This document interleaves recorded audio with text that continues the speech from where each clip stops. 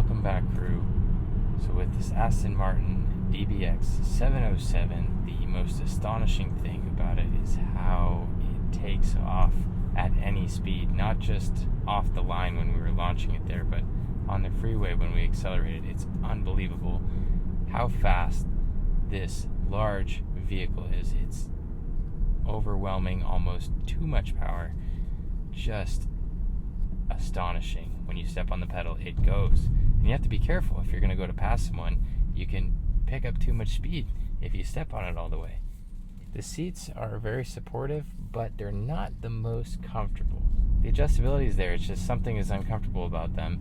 The road noise is fairly quiet at a cruise.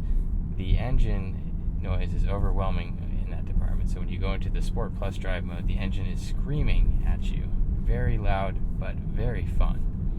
The sound system is pretty decent, but we do have this older non-touchscreen display, and we have to plug our iPhone in order to get CarPlay to work, so that's not great.